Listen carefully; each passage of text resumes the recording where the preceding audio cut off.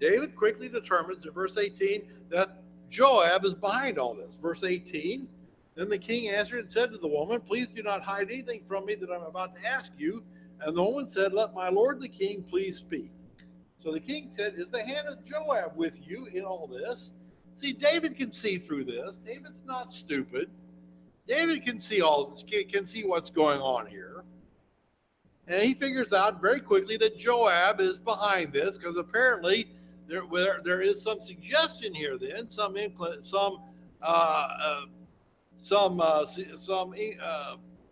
suggestion, some hint that Joab has perhaps been lobbying for Absalom for some time. And so David quickly sees that, yes, this is Joab at work. And he says, and the woman answered and said, as your soul lives, my lord the king, no one can turn to the right or to the left from anything that my lord the king has spoken. Indeed, it was your servant Joab who commanded me, and it was he who put all these words in the mouth of your maidservant. In order to change the appearance of things, your servant Joab has done this thing. But my lord is wise, like the wisdom of the angel of God, to know all that is in the earth. So, yeah, she responds, of course, with flattery. She's trying to basically get herself out of the situation now that she's been discovered as being Joab's agent. But David instead, verse 21, and the king said to Joab, behold now, I will surely do this thing. Go therefore, bring back the young man Absalom. All right, again, one of David's less intelligent decisions. Yeah, let's bring Absalom back. Yes, he's a scoundrel. Yes, he's a murderer. Yes, he's a plotter. But yeah, let's bring him back. Because in the end, that's what David's wanted all along. David wants Absalom back, and perhaps he's even thinking, well, if I can get Absalom back and I can get him back under my control, then everything will be all right again. That we'll have everything work well once Absalom is back. But what we find here is that David's feelings as a father are trumping his duties as a king. He's not merely father of Absalom, he's king of Absalom. Absalom is a murderer. Absalom deserves to die. David knows that, but David's not willing to do anything. Instead, he'd rather let his feelings govern him in this matter than his duty. He does, however, say,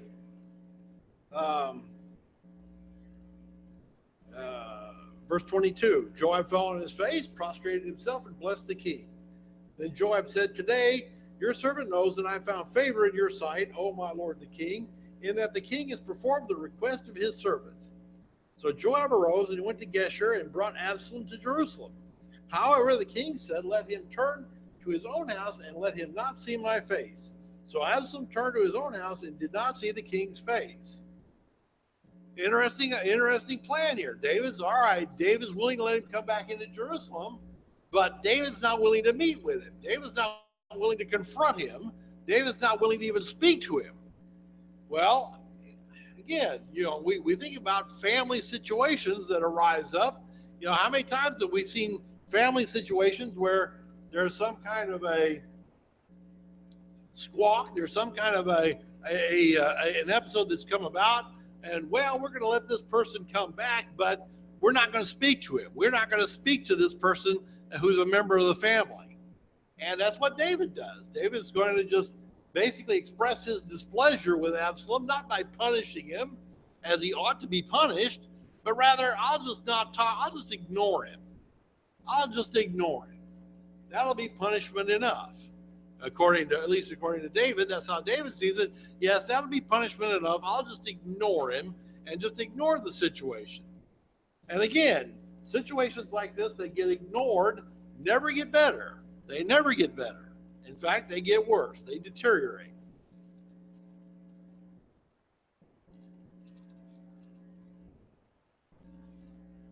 We go from there into verse 25. Now, in all Israel, no one was as handsome as Absalom.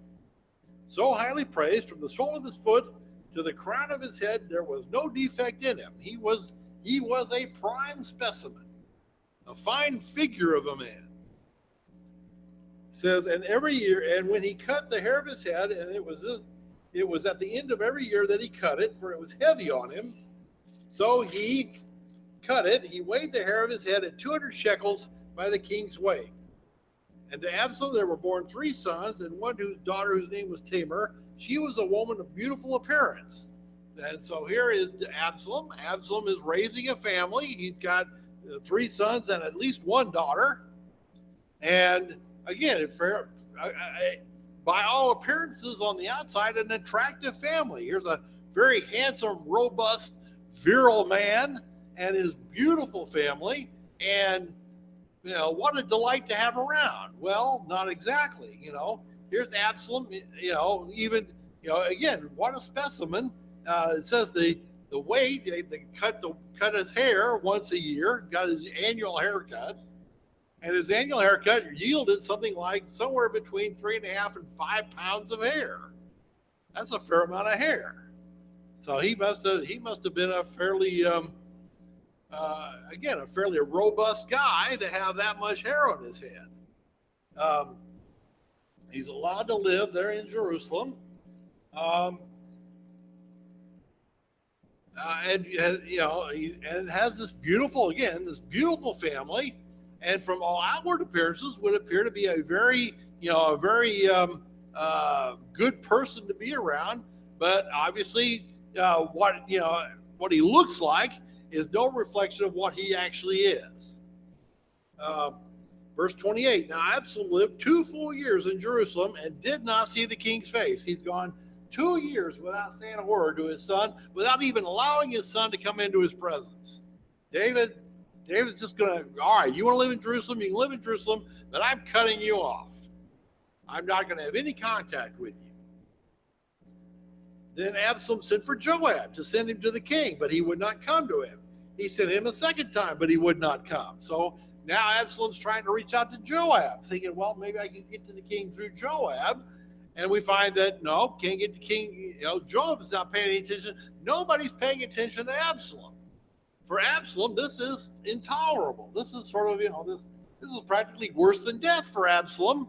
It's one thing to be punished. It's one thing to be living in exile, but to be living in a place where you're ignored by all your friends and family as if you were dead. Absalom's just got too much ego to let this happen. He's got too much arrogance to let this happen. And so he's trying all these avenues to reach out, and nothing's happening. Verse 30, therefore he says to his servant, see, Joab's field is next to mine. He has barley there. Go and set it on fire. And so Absalom's servant set his field on fire. Well, I guess that's one way to get attention. That's one way to get the attention of people that you're angry with. I'll set your property on fire. You see something of the arrogance of this guy. He just, you won't pay any attention to me. I'll set your grounds on fire. I'll set your field on fire. I'll set essentially your business on fire. And we'll see if that'll get your attention. Then Joab arose, came to Absalom at his house, and said to him, why have your servants set my field on fire? Seems like a reasonable thing to ask.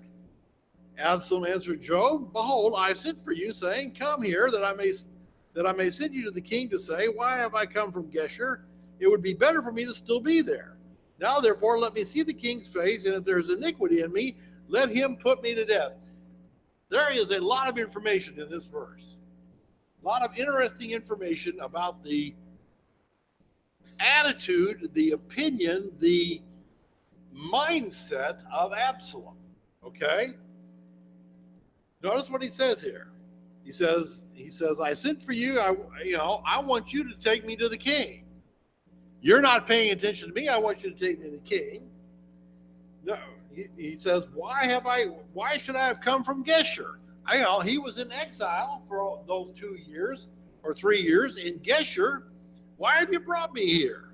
Why am I here in this sort of living death of nobody paying attention to me? In Geshur, I was at least the king's grandson. I was, something of a somebody. And then notice what he says here in this last sentence. Let me see the king's face. If there is iniquity in me, if there is iniquity in me, if I've done something wrong, in other words, let him put me to death. What is Absalom's mindset? Absalom's mindset is that in putting his brother Amnon to death, he did a good thing, you see. He avenged Tamar. He knew that Amnon was worthy of death for raping his sister. He knew that. He knew David knew that.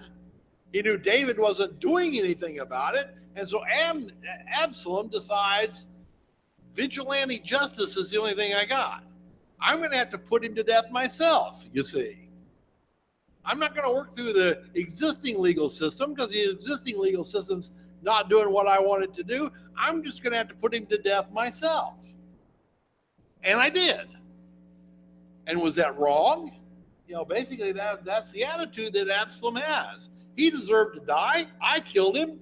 Okay, everybody's happy, right? Well, no, it wasn't Absalom's place. Absalom didn't have the authority to put Amnon to death. David did, but Absalom didn't. Absalom was vigilante justice. But Absalom doesn't see it that way. Absalom says, no, I just did what had to be done. And now you're, basically accusing me when all I did was what had to be done, what should have been done. And we kind of see something of that mindset. Absalom apparently genuinely doesn't think he's done anything wrong. He's taking the attitude that, no, I just did what had to be done. Verse 33, so then Joab came to the king and told him, and he called for Absalom. Then he came to the king and prostrated himself on his face to the ground before the king, and the king kissed Absalom. Another shameful moment in David's kingship. Because here's David, who's receiving this man back and forgives him. Let's all kiss and make up.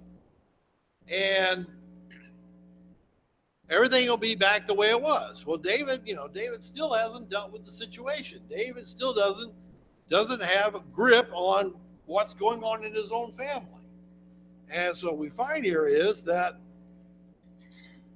once again, David's refusal to take action is going to cause him a lot of grief, a lot of trouble. All right, any question on this through the end of chapter 14 so far? Question or comment? Yeah.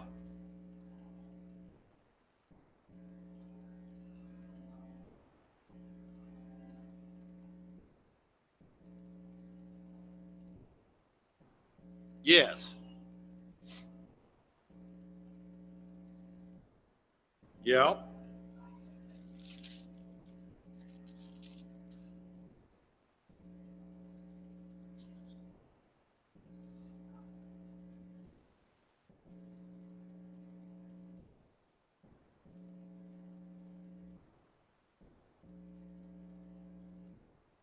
Yes. Yeah.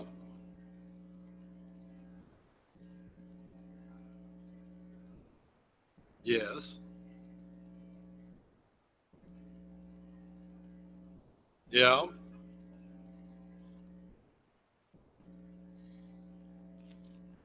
Yeah, I agree. He's putting David either put me to death or welcome me back, but don't leave me in between. I think you're exactly right, Rita, that he's playing on his position of strength, and he's got a position of strength because David has taken a position of weakness. And I think you're exactly right. I think that's exactly what we find happening going forward, is that Absalom finds himself in a situation where his father looks weak, his father looks ineffective, and he decides, as we see here in this next chapter, he decides, I could do that job better than he can.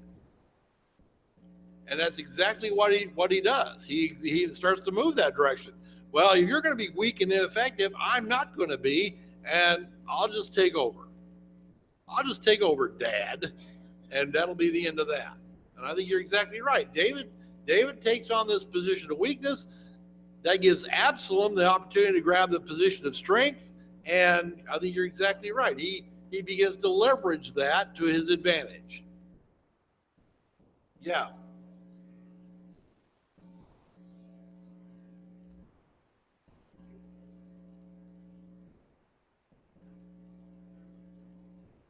Yes.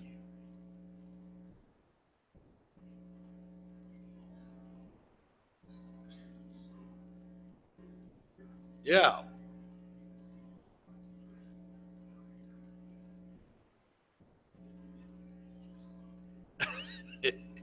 He's too good looking for us to accuse him of this crime. Yeah.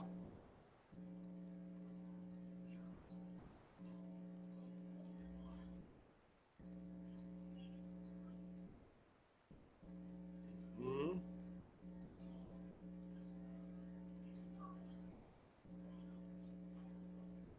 Yeah.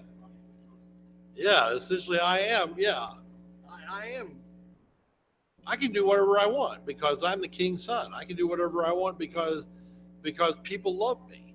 We find this, and you're right. There have been even studies to be shown that people who are perceived as attractive typically have a greater advantage in life than people who are not perceived as attractive.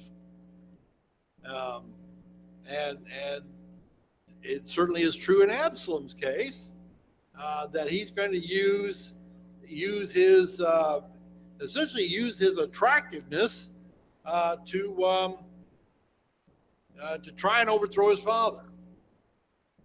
Yeah.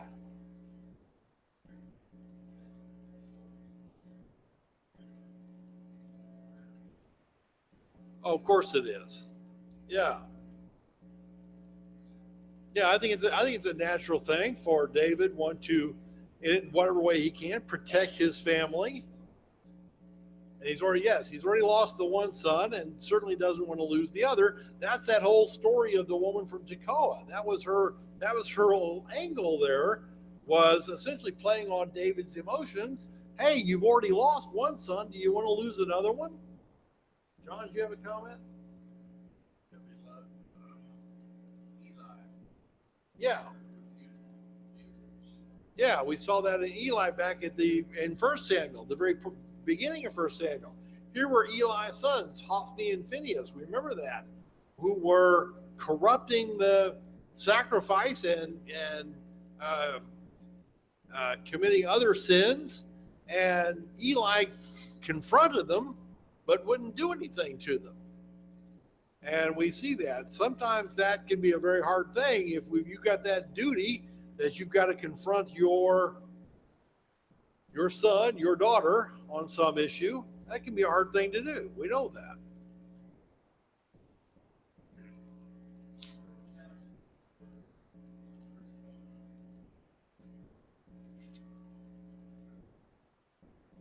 Yeah. Yes. Yeah. Yeah. Somehow, when that sin gets into your family, the picture changes. And what are you going to do when you, as you point out about divorce or remarriage? What are you going to do if you've been taking a strong stand about a person who is divorced cannot remarry unless they were divorced for the reason of unfaithfulness of the spouse, and yet you now suddenly it's your son or your daughter who's divorced, and for a reason that's not unfaithfulness, and how are you going to deal with that? Yeah. Yep. Yeah, we do. All right, so then we go into chapter 15. And we see what David, so now Absalom, like as Rita points out, Absalom's now in a position of strength. Absalom decides David is not doing as good a job as king as I could do, so Dad's got to go. And so we see what happens. It says it came about after this, verse 15, verse 1, that Absalom provided for himself a chariot and horses and 50 men as runners before him. And Absalom used to rise early and stand beside the way to the gate. And it happened that when any man had a suit to come to the king for judgment, Absalom would call to him and say, "From what city are you?" And he would say, "Your servant is from one of the tribes of Israel."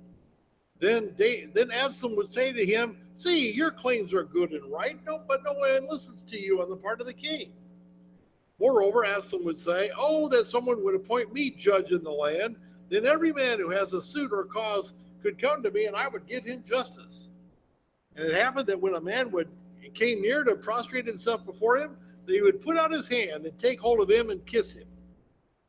And in this manner Absalom dealt with all Israel who came for the king for judgment.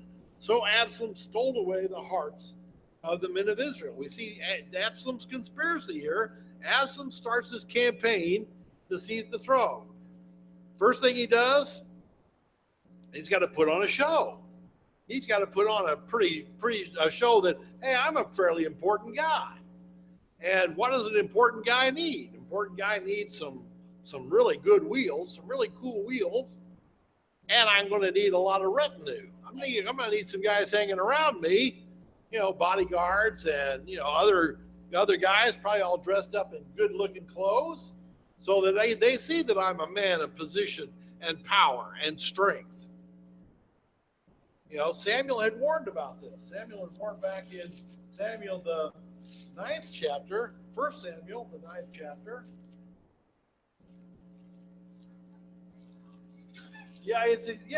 We will see in reading this, it sounds exactly like today's politicians. It sounds exactly like this kind of populism that sometimes some of these politicians come out with, and they come out with flashy looks, and they come out with flattering words, and we're going to see a lot of this. But in 1 Samuel 9 and verse 11, he says,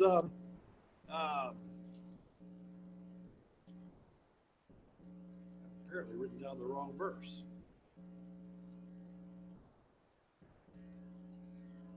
That's not what it's supposed to say.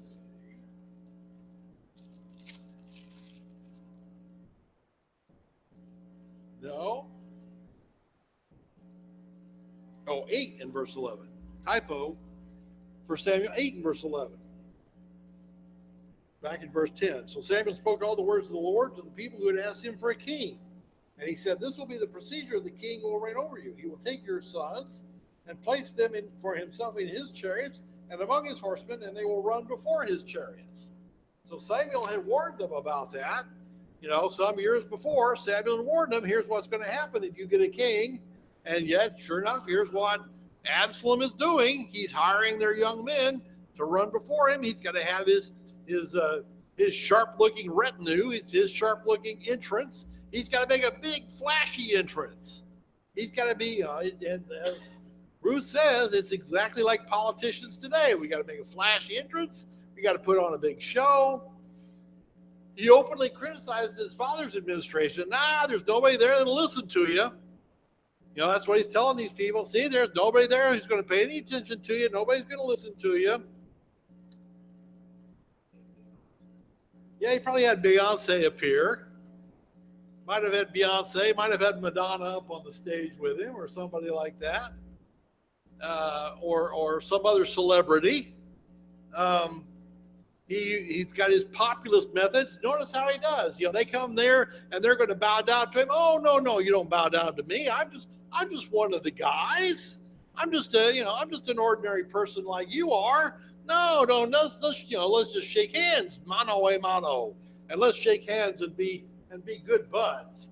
And and you tell me all your troubles. Tell me, where are you from, my friend? And what's going on in your life? And oh boy, that sounds like a great case. And I wish I was a judge. I could take care of that for you in a minute. And he tells the people exactly what they want to hear. Why? You want goodies? I'll make sure you get those goodies. You want the king to do what you want? Well, I'll make sure it happens. It's all flattery. It's all empty promises, and he uses it. And of course, being attractive man doesn't hurt anything. It doesn't hurt either. And David's popularity had come a result of his heroic deed. David was a war hero. David was a war hero. He'd gotten his position because he was a war hero, and had endured a lot. Absalom is a celebrity, on the other hand. His whole claim to fame was, well, I'm the king's son. He's a celebrity. He's got this image that he's carefully built over this time, but he had actually accomplished nothing. What had Absalom actually done? Other than murder his brother? Well, nothing. He had no military experience to rely on. He had no great accomplishments he could point to.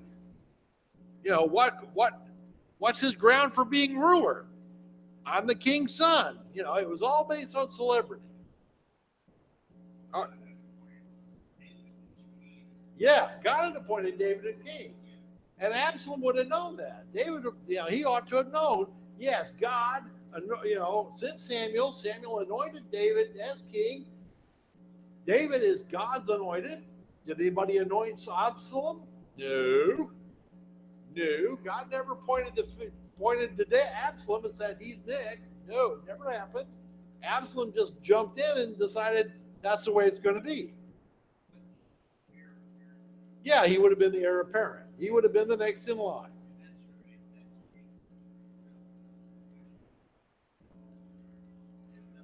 Oh, is there? I thought he was second. Maybe he was third. All right. Okay. He was a favorite son. Yeah, he was the favorite son, and there had been no plan of succession established. David had never decided who was going to be the next.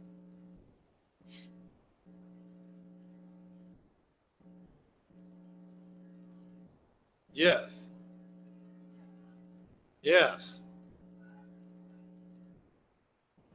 Yeah. Everybody makes a play. Everybody's making a play to be the king. Yeah, David. Well, yeah, but at that point, he was old. And in fact, Adonijah didn't make his biggest play until after David was dead. But yeah, that was basically what happened. All right, I'm going to stop there. I got about 20 after, and I'll stop there, and we'll continue on with chapter 15 next week. Appreciate your attention this morning.